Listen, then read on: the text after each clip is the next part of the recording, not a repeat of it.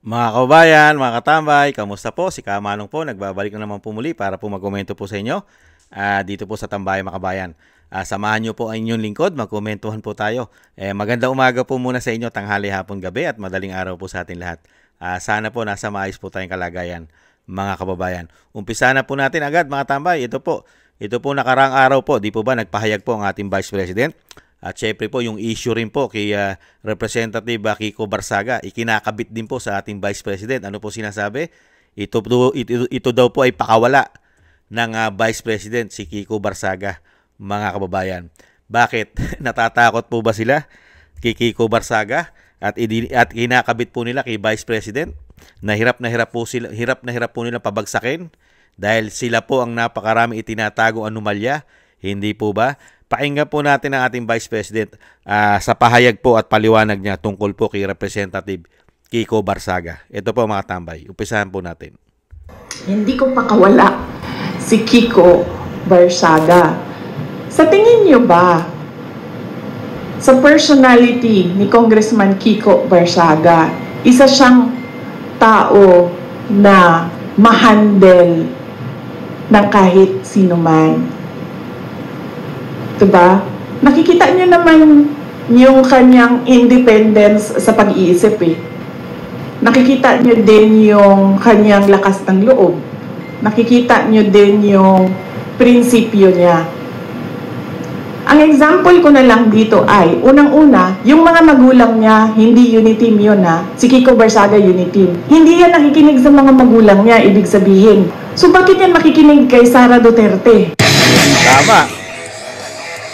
Tama po yung mga tambay. Bakit siya makikinig, di ba? Tama po yung pahayag ng Vice President eh. Di ba? Independent eh. Saka nakita nyo po si Kiko Barsaga. Nakita naman po natin eh.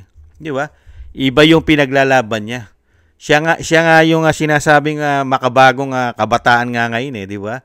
Bihira po sa kabataan na meron lalabas pong ganyan, may paninindigan at prinsipyo. Hindi po ba? Dahil ang nakikita po natin kabataan ngayon sa politika na pumapasok, katulad po nung yung kabataan party list, ano po ba prinsipyo nun? Ang prinsipyo nun ay nasa kakaliwa umano. Hindi po ba? At yun po, ay nakita po natin yung mga kabataan na yun kung ano pinaglalaban nun. Hindi po ba? Hindi po katulad ni Kiko Barsaga. Nakita po yan. Nakita rin po ni Vice President at sinabi ng Vice President, kung yung mga magulang ni Kiko Barsaga ay hindi po uniteam, hindi nila katikit. Pero si Kiko, tumikit sa kanila. Ibig sabihin, sa mga magulang niya nga, hindi siya sumusunod. Hindi po ba? Dahil independent siya, may sarili siyang pananaw at paniniwala. Hindi ba? Meron siyang sariling prinsipyo. Hindi po ba? At nakita po natin yung kanyang paniniwala at prinsipyo. Dahil nakita po natin kung paano niya po labanan ang korupsyon na siya mismo ang nakatuklas nung maging congressman siya. Di po ba? Nakita niya kung anong klase ang kongreso. Di ba? Kaya nga tinatawag niya nga crocodile farm. Napakaraming buhaya doon sa kongreso. Parang araw farm ng mga buhaya. Hindi po ba? Nilabanan niya. Lalo-lalo yung matatandang buhaya sa kongreso. Di ba? Pinagbabatikos niya. Di po ba? Pati yung dating speaker. Di po ba? Binabanatan niya. Pati si Sandro Marcos, si Saldico, at marami pa na binabanatan niya. Kasi ibinubulgar po ni Kiko Barsaga lahat ang kanilang anomalya, ang kanilang korupsyon. Kaya nga yung sinasabi ng Vice President, kung si Kiko Barsaga ay pakawala niya, malabong mangyaring pakawala niya, o sinasabing siya ang nag-uutos kay Kiko Barsaga, malabo yun. Hindi mangyayari yun. Di po ba? At doon mo mapapatunayan naman mga kabayan, yung mga prinsipyo ng maaasahan mo at pwede mong pagkatiwalaan maglingkod sa bayan mo. Hindi po ba katulad ng mga Duterte? Hindi po ba? May mga prinsipyo. May mga dignidad. Hindi po ba? Talagang masasabi mo na ito ay karapat dapat maglingkod sa bayan. Dahil napatunayan mo Maganda ang kanilang mga credential. Di ba ang kanilang paglilingkod? Di po ba nag-umpisa sa kanilang probinsya? Nakita mo naman probinsya nila, maayos, maunlad, mapayapa. Hindi po ba? Ganon din ang gustong mangyari ni Kiko Barsaga. Hindi po ba? Saka matalino yung tao. Matalino si Kiko. Hindi po ba? Kasi kung hindi po matalino yan, madali po nilang lukuhin yan. Baka po yan buhaya na rin ngayon. Hindi po ba? At ang kagandahan din kay Kiko, hindi silaw sa pera. Hindi siya nasisilaw sa kinang ng pera diyan sa Kongreso. Hindi po ba? Kaya takot na takot po sila Dahil ang mga sumasama sa prinsipyo ng mga Duterte, matitino. Hindi nyo po ba napansin yun? Karamihan po ng natitira ng mga politiko na hindi po umaalis at pinaglalaban po ang prinsipyong tama para sa bayan. Karamihan po ikakampi o sumusuporta sa mga Duterte. Hindi nyo po ba napansin? Lahat halos ang sumusuporta sa mga Duterte, hindi na po ganun karami dahil karamihan po ay nagbalimbing. Dahil mga paborito nilang prutas ay balimbing. Hindi po ba? At siyempre, nagpakabuhaya sa pera.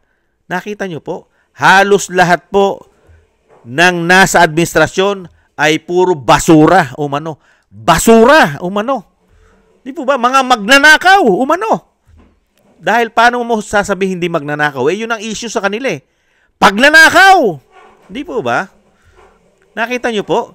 Yung pagkakaiba, yung nasa administrasyon ngayon, punong-puno sila, napakarami nila. Punong-puno ang kanilang farm na tinatawag ni Kiko Barsaga na mga buhaya. Hindi po ba? Punong-puno sila. Hanggang sa media umano, social media. At pati makakaliwa. Punong-puno sila. At meron pa yata silang mga kasamang mga oligarkiya. Meron pa yata mga kasamang mga drug, mga pulburon lord. Di po ba? At mga smuggler. At kung ano-ano pa. Nasa kanila na lahat. At meron pa silang mga addictus umano na mga backup enforcement. Pati nga men in uniform, nasa kanila na. Hindi po ba? Pero ano po ang issue nila? Puro issue ng korupsyon ang nasa kanila. Samantalang nahandito po sa mga dumidikit o sumasama kay BP Sara. Isa na rito si Kiko na kinukundina ang kasamaan ng ginagawa ng tradisyong magnanakaw ng mga politiko sa ating bansa. Hindi po ba? Napakagaling. Nakikita mo yung mga future, may mga future at talagang hindi nakapangihinayang na bigyan mo sila ng boto mo para maglingkod sa iyo. May prinsipyo. Ganyan po. Katulad po ng Vice President, may prinsipyo siya. Nung makita niya na grabe ang korupsyon sa gobyerno, nilayasan niya. Umalis siya sa administrasyon dahil nga grabe sila pagdating sa korupsyon. Wala nang takot magnakaw. Hindi na natatakot sa Diyos sa pagnanakaw. Kaya nga po ang hiling natin kay Kiko Barsaga ay wag po sana siyang magbago. Gayahin po sana niya ang mga Duterte. May prinsipyo. Di ba? Makapilipino, makabayan. Tunay na naglilingkod sa bayan. Hindi po ba? Yan ang dapat. Bata pa si Kiko, sana yung paninindigan niya na hinahangaan ng Vice President na may sariling paninindigan at may sariling prinsipyo, si Kiko Barsaga. Kaya nga ang Vice President hinahangaan niya si Kiko Pero sisiraan po nila yan. Dahil wala naman pong gagawin itong kabilang panig kung hindi manira ng manira. Dahil ayaw po nila ng matitinong politiko. Pasong-paso po sila. Ang kailangan po nila yung mga walang hiya. Lahat po kasi ng walang hiya umano at magnanakaw umano, kakampi na nila. Hindi kaya?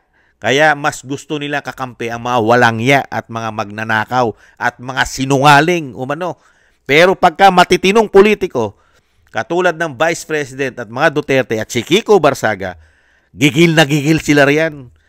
Gigil na gigil silang pabagsakin, siraan. Hindi kaya? Kaya nga po meron na siyang ethics complaint Di ba? Gusto na rin siyang patahimikin sa House of Representatives si Kiko Barsaga. Hindi po ba? Dahil nga po sa administrasyon po natin ngayon, ayaw na ayaw nila ng matitino. na politiko. Mga kaubayan, pasong-paso sila. Ang gusto nila, mga kakulay nila. Kakaliskes. Hindi po ba? Kaparm. Kailangan kaparm. Yung tinatawag ni Kiko na crocodile farm. Kailangan daw kaparm ka. Pag hindi ka kaparm, ay madidisgrasya ka. Baka gawan ka ng isang damukal na issue. Hindi po ba, mga kababayan?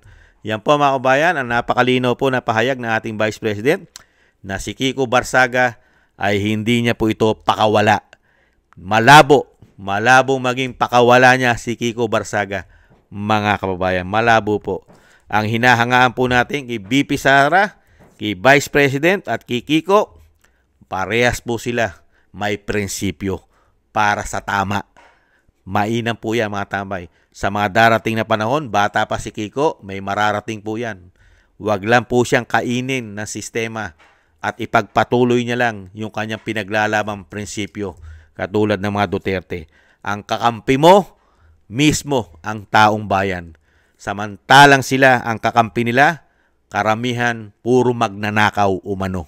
Hindi kaya? Maraming salamat po sa ating Vice President. Malinaw po ang kanyang pahayag dito po sa kay Representative Kiko Barsaga. Mabuhay po kayo, mga kababayan. Mabuhay po sila. Si Kiko at siyempre ang ating Vice President at ang pamilya Duterte. Thank you po mga tambay. Sana gusto po ng ating tambayan mga kabayan sa YouTube at TikTok. At ganun din po sa mga nagko-comment. Like, share, and comment. Siyempre po. At sa mga subscriber po natin. Thank you po. Sa mga patuloy pa po nagsusubscribe. Thank you po. At sa mga nagbibigay po ng tulong at biyaya, maraming salamat din po sa inyo mga kababayan. Shoutout po sa inyo. At patuloy pa rin po tayo mga tambay. Dire-diretso lang po. Naisama po natin sa ating mga dasal at panalangin ang pamilya Duterte, ang ating Vice President, ang ating dating Pangulo na mailayo po sila sa kapahamakan at madugtungan pa po ang buhay at kalakasan at makalabas na po sa lalong mabilis ang dating Pangulong Duterte. Thank you po sa mga panalangin at dasal po ninyo mga kaubayan. At syempre, ganun din po mga tambay, tayo po magdasal at manalangin at tayo po maingatan at ang ating buong sambayanan. Sa muli po mga tambay, tis lang po. Bye-bye!